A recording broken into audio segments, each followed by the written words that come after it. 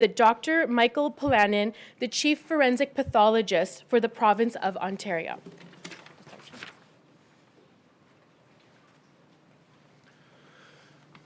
Good morning.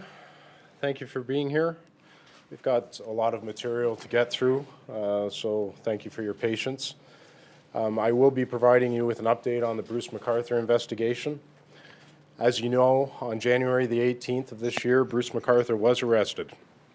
He has been charged with 6 counts of first-degree murder in relation to the deaths of Salim Essen, Andrew Kinsman, Sarush Mahmoudi, Dean Lisowick, Majid Kahan, and Skanda Navaratnam. The release of evidence by the Toronto Police Service has to strike a balance between the public interest and the fair court process due to Mr. McArthur. We solve many crimes through the release of evidence to the media. Today, we are going to be releasing a photograph of an individual who we believe is an unidentified victim of Mr. McArthur.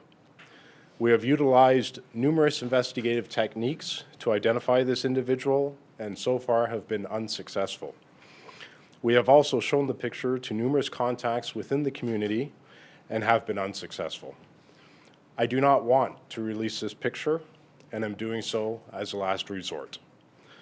For those who are watching on our live stream, I would suggest this photo may be disturbing to some viewers.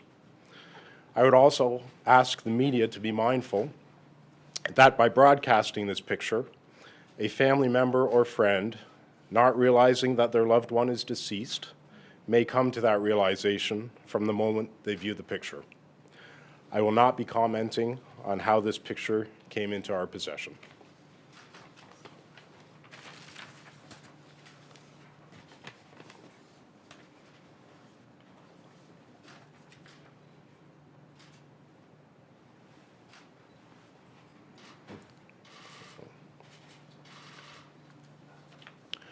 I would ask anyone who recognizes the individual in this picture to contact us as soon as possible. We need to put a name to this face and bring closure to this man's loved ones. One of the focuses of the investigation has been on human remains found within planters from 53 Mallory Crescent. As I have stated before, these remains are of individuals who have been dismembered.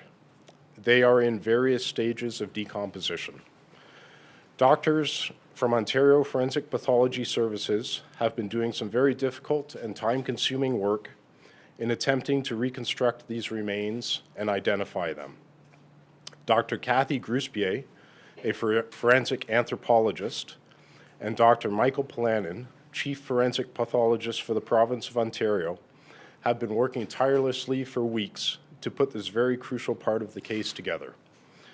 Thanks to their efforts, as I have previously stated, the remains of 3 individuals have been identified.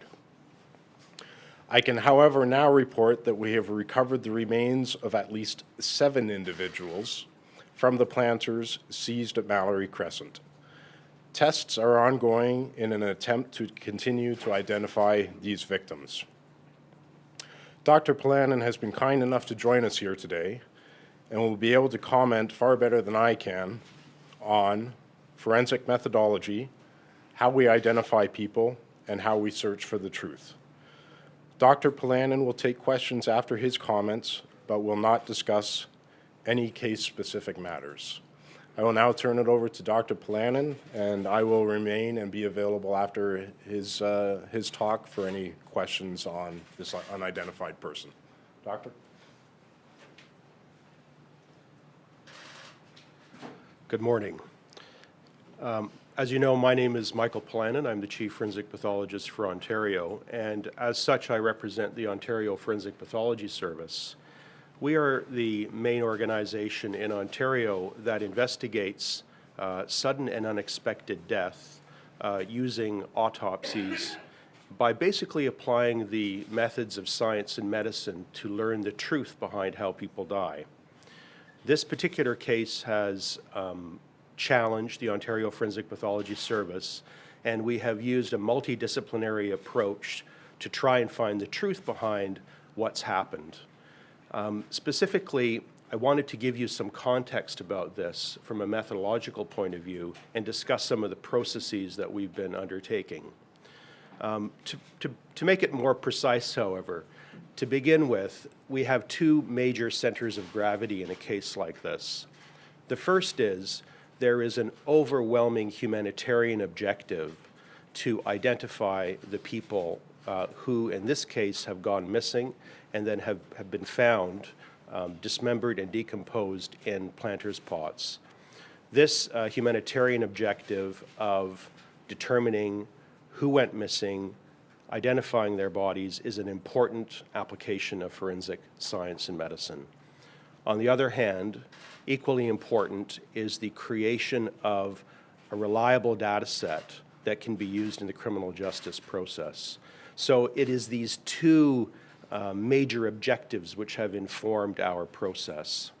This is through teamwork because we need to utilize many different scientific disciplines: pathology, anthropology, dentistry, fingerprints. All these different modalities are integrated together to understand what's happened. And I just wanted to leave you with three specific things about how we're doing our work, or what we are concentrating on at this moment. The first thing is we need to identify these people using scientific means. The way we do so is by comparing what we call ante-mortem information, that is, information about missing people, and we compare that to data that we have obtained through the physical examination of the remains. That matching of ante-mortem and post-mortem data together produces the identification. The mainstay of that process has been fingerprints, dental identification, through the comparison of dental records, as well as looking at medical records to determine if there is a similarity between missing people and various surgical procedures or implants that might be present in the body. As part of that whole process, we also utilize DNA, but usually as a last effort based upon the more traditional techniques. This is our primary objective from a humanitarian point of view. The second major thing that we are working on at this moment is determining the cause of death. In these cases, or as in any sudden death, death can occur either through disease, injury, or the effects of a toxin, drugs and alcohol. So we are undertaking a systematic scientific analysis of the remains to determine if we can ascertain the cause of death. The third major objective is to use forensic methods based in science and medicine to ascertain what we can learn about what happened to these people, specifically over 3 time frames.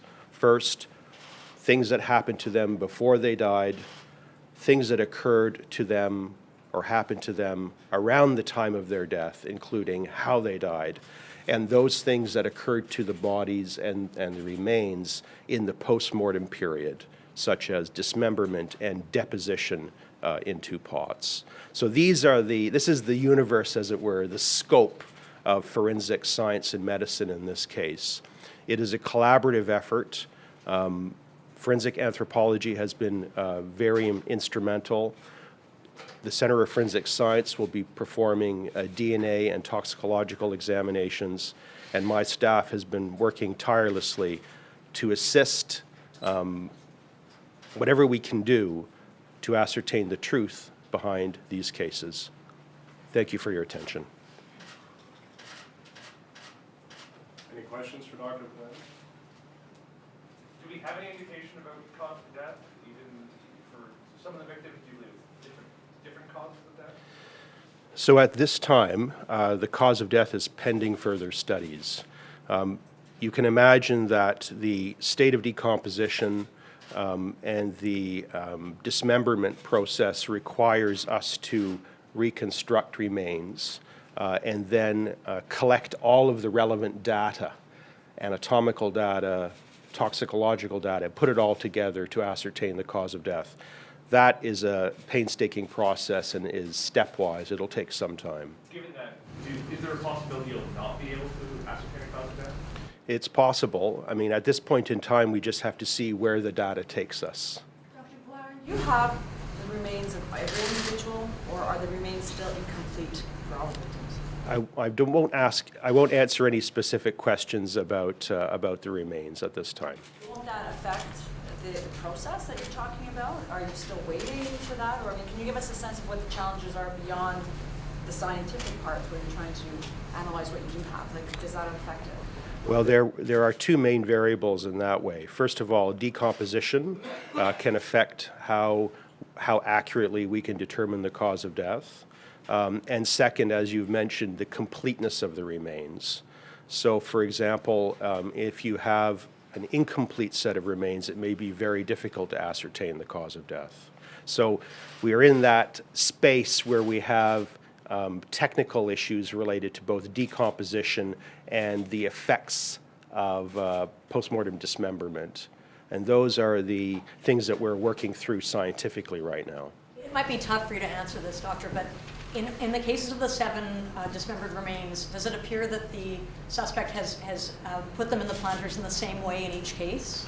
Again, that's details that will have to come later.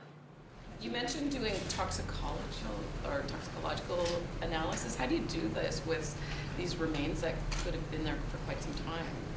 Well, I mean, there are various techniques for performing toxicological examinations, not simply on body fluids. So there are other sources of tissue that we can use for toxicological testing. Why is it important to have that? Because we want to get a complete data set.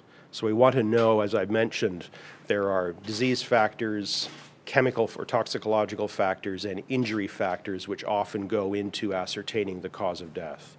So it's often as much as a positive finding as it is a negative finding. So the accumulation of both positive and negative scientific evidence ultimately then allows us to make a reasonable conclusion about, for example, the cause of death, or whether or not exogenous compounds were used. Doctor, are you able to determine post-injury and anti-injury, even though you can't determine cause of death? Are you able to do that with remains? So in general, when we approach injuries at the time of autopsy, we tend to divide injuries up into 3 time periods. Those injuries that have occurred clearly before the person has died. The most common example of that would be a healing injury. That's obviously occurred quite a bit of time before the person died. Those injuries that occurred around the time of death, and those often may in fact be the cause of death. And there are injuries that the body can sustain after death. One example of that is dismemberment, but that's not the only example. Another very common injury that happens post-mortem is, for example, exposure to fire. So there are many different types of injuries that you can document at autopsy, and then you have to ascertain over which of those 3 time periods those injuries occurred. For this alleged 7th victim, any idea a time of death, a rough date when you might have been killed? I can't get into specifics about the case. My role here really is to describe our methodology and process at this time. When you look at the size of this investigation, we've heard from police, this is unprecedented. In your expertise, can you talk about what this is like for you, what it's like for your team, how many people you have on it, and the gravity of this investigation? Well, this is a unique investigation in the history of our organization. It is drawing on the talents and the expertise of essentially everyone in the organization. And I can tell you that I'm very grateful for the dedication of all of our staff in this, in their efforts in this case, not only because of the gravity of the situation, the technical difficulties presented with the case, but also with the volume of work. So all of those things are challenging, organizationally and individually. So are you saying that cause of death has not been determined for any of the 7 remains? What I'm saying is that we're not releasing any of the causes of death at this time, and that is mostly related to the fact that we're undertaking further studies. All of those studies that I've told you about will produce positive and negative findings. Not all of them are complete yet. Well, I don't know if you Found on can Mr. question. McArthur's computer? Yes, someone answer that one? Well, In a situation like this where you're releasing a photograph of a deceased person, if a family member notifies you that that is my loved one, is the next step then the DNA test to compare after the visual is made? not necessarily. So, as I said, we determine identification through classical methods, including DNA. So, for example, if a body is well preserved, it is possible to obtain fingerprints. So, if there are fingerprints during life, we can determine, or rather, the forensic identification officers can determine whether or not there's compatibility between those prints. So that would be a major method.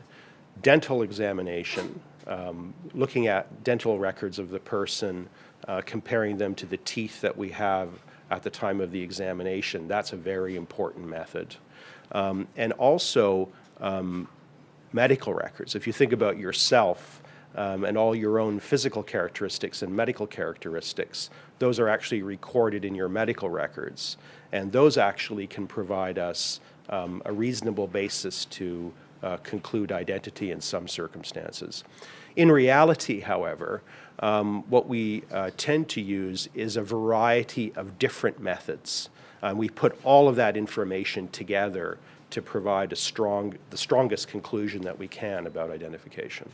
Are there any remains that are lacking some of that data from before they went missing? Any remains where you have any fingerprints or dental records that just aren't hitting any records you have as well? Again, I'm not going to talk about specifics, but I will say this, and that is that, as you know, not everyone will have fingerprints on file in the ante-mortem record.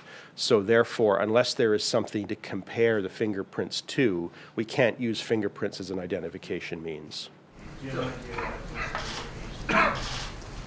Again, I'm going to leave those questions to the detective. Is there patterns of those? Those are answers that will come later. Is this a composite image or is it a singular image? I think I'm going to turn it over to the detective Are there now. any more questions for the doctor before we ask the detective sergeant to leave the podium again? No? Okay. Hank, do you want to? Yeah. All right, who's first? How do you make the link between the seventh set of remains and this photograph? I don't. There is We no have- link? It could be no. two completely different individuals? No, and it's been a bit of a misconception, especially this morning, that our charges are linked to our found remains. They're not, except for the one found set of remains, which is Scandinaviratnam. We didn't lay that charge until we identified those remains. The other charges were laid before any remains were identified. So are we looking at two more victims today? We don't know. So wait, Sergeant, given that you've exhausted, as you say, you've exhausted all these other investigative means before releasing this picture, have you been able to come up with any possible profile of who he might be given the avenues you've already gone down to try to identify him? No, we've received no information whatsoever. We've shown this picture to several people, and we don't know who this gentleman is. So I'm sure someone will recognize him or think they recognize him, and I would ask anyone who does, please call us as soon as possible. We'd like to identify this gentleman. As of last week, you only had identified 3 of the 6 dismembered remains. So now we have 4 unidentified dismembered remains. Is that correct? Yes. And this man is unrelated to those remains. We don't know that yet until we identify him. How extraordinary is it for you to put a photo like this up at a news conference? I've never done this, and I do it with great hesitation. It's obviously a key piece of evidence that we have that we're releasing, but we do feel that by releasing it, hopefully we can identify him and close off that area of investigation. Are there other photos like this of men you're still working to identify? That I'm not going to comment on. As far as investigative steps go, you I realize you've got a lot of occurrences to go through and phone calls from concerned people that have missing family members. Are you looking at sudden death occurrences as well, just on the off chance? Some sudden death occurrences have been brought to our attention, yes. These 7 set of remains, were they taken?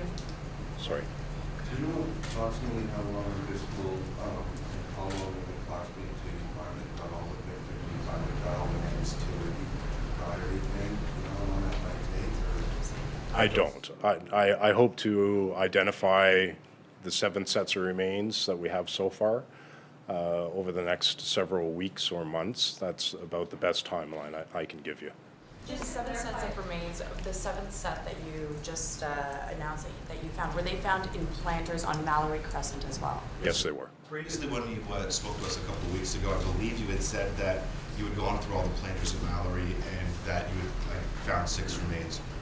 Did you, were you withholding the 7th? How did you, at what point did this 7th was found? I wasn't withholding, but I think if Dr. Planin didn't give an adequate enough explanation, I can't really get into specifics about why we hadn't realized that there were 7 remains there. But we had finished the planters a couple of weeks ago. So you post? Again, I can't get specific about it. Where's the photo from? Sorry? Your guess is as good as mine, Sam. What do you want the picture of this man deceased, just to clarify, Surgeon?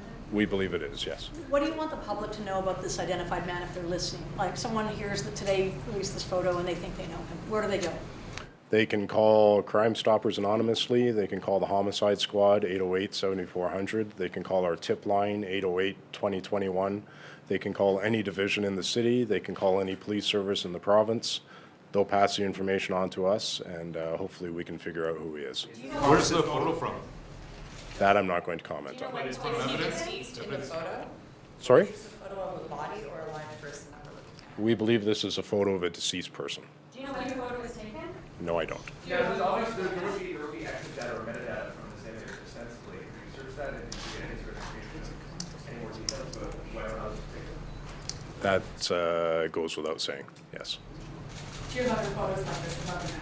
Again, I'm not going to comment on that. As you ask the public for help and information, can you shed any light on when this individual you believe may have been killed?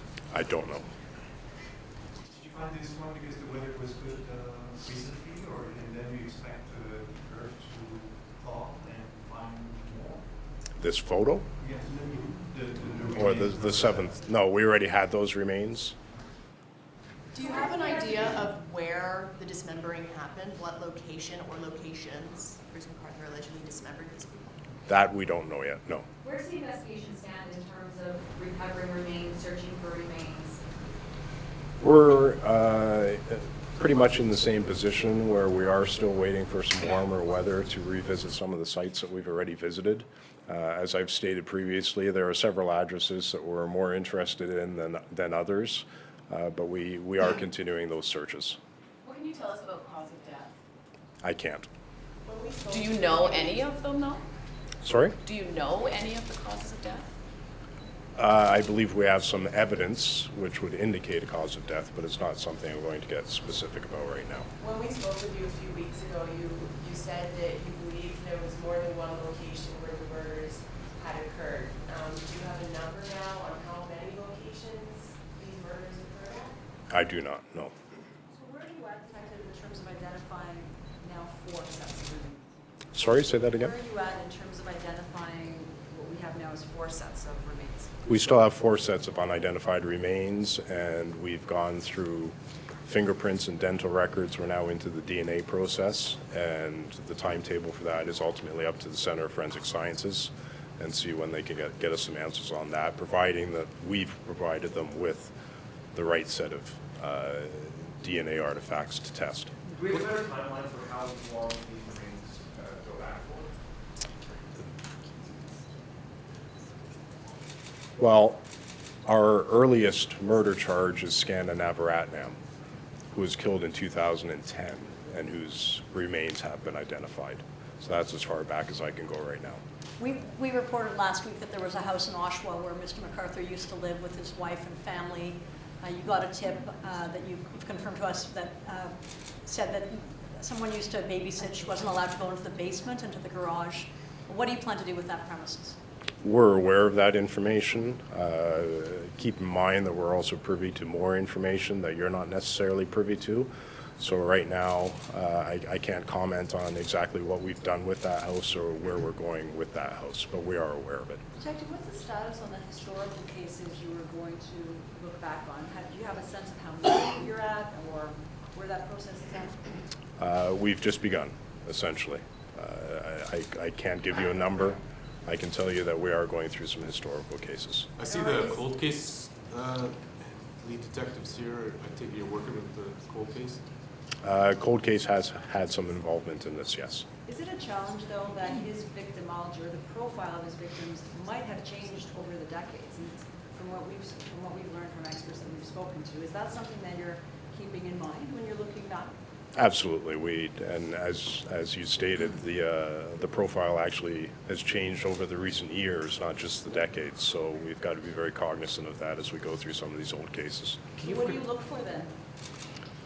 Missing persons that haven't been located, unsolved cold murder cases. Like I said earlier, some sudden deaths. We're looking at everything.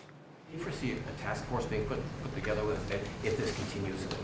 As large as this investigation is going to grow, can you see that down the road?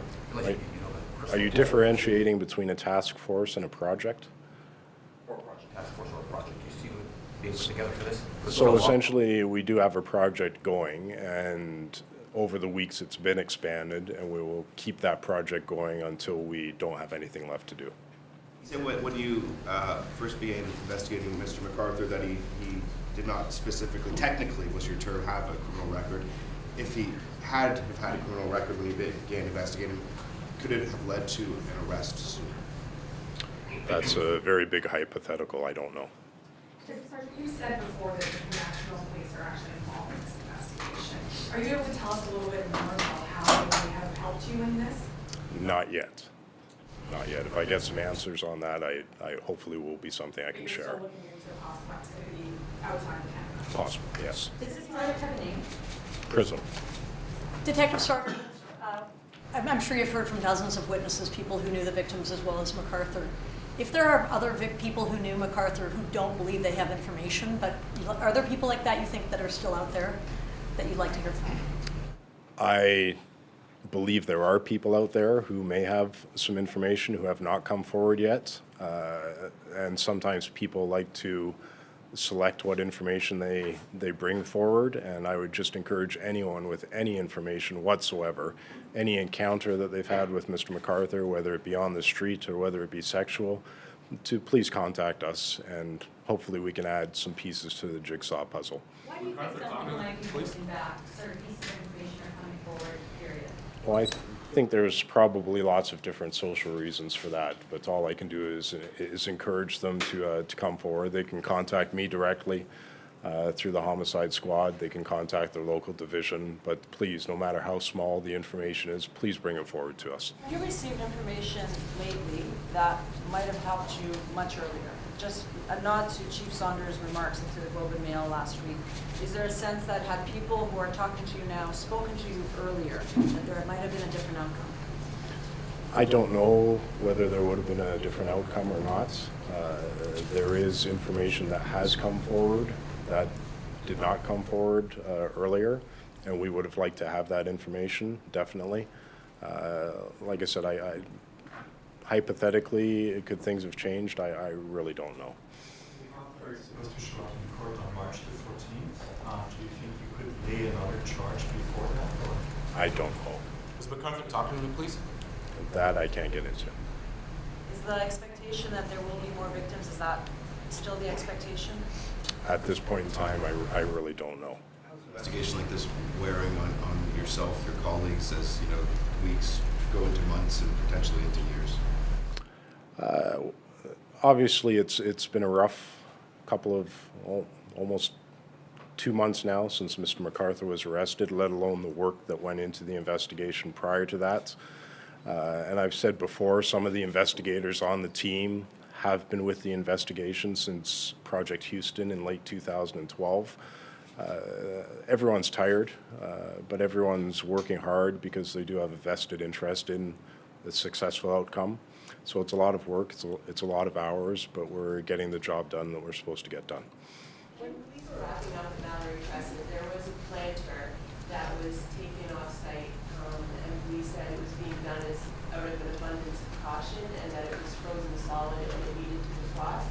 Were the 7 remains found in that planter? That I'm not going to get specific about. Can you tell us how long we've had this image? No, I won't comment on how long we've had it or where it came from. Can you speak to the accuracy of the image? Can the public be assured that this is 100% or perhaps a composite where it's 90%? That's what we're trying to get at. This is an actual image, it's not a composite. It has been enhanced, it has been modified to remove some artifacts, but it's a cleaned up image, but hopefully it's accurate enough that someone will be able to recognize this gentleman. Is it a picture taken from where McArthur killed his victim? Again, I'm not going to comment on where the picture came from. But it came out in your investigation? Yes. Thank you very much, everybody. Thank you. That concludes today's conference. The image will remain up, and it will also be available on the Toronto Police website.